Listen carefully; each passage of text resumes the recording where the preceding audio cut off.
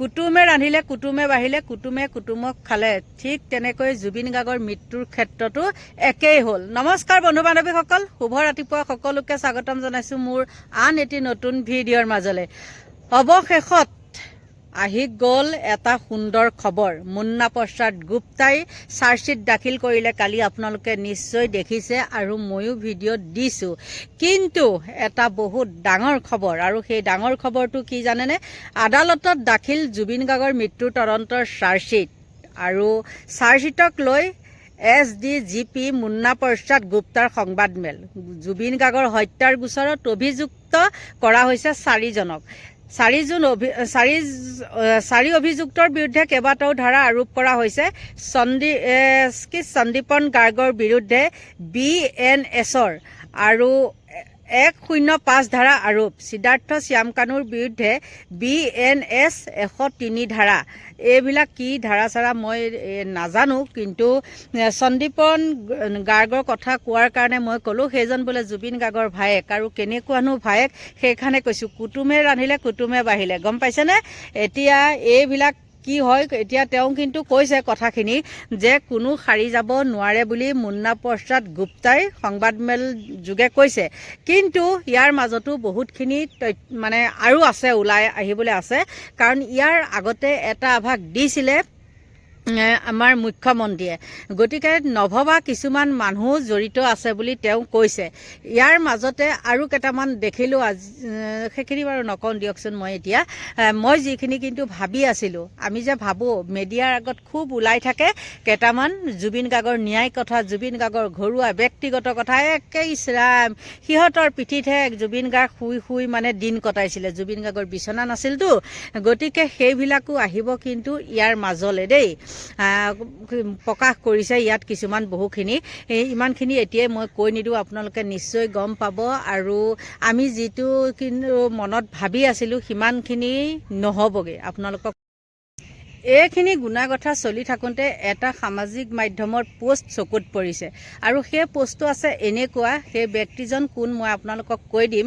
তেওঁ কৈছে যে জুবিন গাৰ্গৰ মৃত্যুৰ প্ৰসংগক লৈ সামাজিক মাধ্যমত দুলু আহমেদৰ এটা পোষ্ট গৰিমা শইকীয়া গাৰ্গক উদ্দেশ্যে। আৰু সেই পোষ্টত কি লিখিছে জানেনে? আপোনালোকে হয়তো চাগে চোৱা নাই, বা কিছু লোকে হয়তো চাবও পাৰে। তেওঁ লিখিছে, গৰিমা শইকীয়া গাৰ্গ ডাঙৰীয়া, আপুনি এতিয়া সঠিক স্থানত ন্যায় বিচৰা নাই। জুবিন গাৰ্গৰ যিহেতু হত্যা হৈছে, আৰু এই হত্যা এজনে কৰিছে আৰু 4জনে সহযোগ কৰা বুলি মুখ্যমন্ত্ৰীগৰাকীয়ে সদনৰ মজিয়াত নিজেই কৈছে।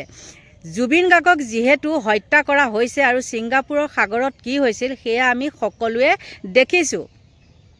ছিংগাপুৰত সেই 11গৰাকী প্ৰৱাসী অসমীয়া আজিও মুকলি আকাশৰ তলত, যিয়ে জুবিন গাৰ্গক মদ, গাহৰি মাংস আদি যোগান ধৰি য়াট পাৰ্টিৰ আয়োজন কৰিছিল, সাগৰত ঠেলি দিছিল। সেই গতিকে আপুনি পলম নকৰি কোনোবা ভাল অভিবক্তাৰ লগত আলোচনা কৰি অতি সোনকালৈ ছিংগাপুৰত গৈ তদন্তৰ দাবী কৰি দোষীক শাস্তি দিয়াৰ ব্যৱস্থা কৰক। নিশ্চয় ন্যায় পাব। সময় কিন্তু বহুত নিষ্ঠুৰ, সেই কথা এদিন আপুনি উপলব্ধি কৰিব। তেতিয়ালৈ হয়তো বহু পলম হৈ যাব।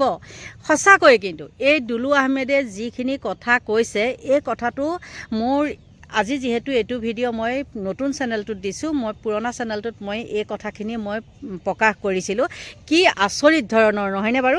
তেওঁ মুঠতে চকু পানী টুকি টুকি মানে লিখিবলৈ কয়, জাষ্টিছ লিখক, জাষ্টিছ লিখক, সেইখন লিখি থাকিবলৈ কয়। তাৰ বাদে তেওঁ ইমানে জানে, তেওঁ বোলে পইচা পাতি নাইকিয়া, টকা পইচাৰ অভাৱ মানুহজনী, তেতিয়াও বেলেগ কথা। ইমান জনা বুজা মানুহ এগৰাকী, তেওঁ সেইবিলাক আলোচনা বিলোচনাৰ মাধ্যমেৰে তাত গৈ ছিংগাপুৰত গৈ তেওঁ এটাও তদন্ত কৰক বুলি এটা কেছো তেওঁ ফাইল নকৰিলেগৈ।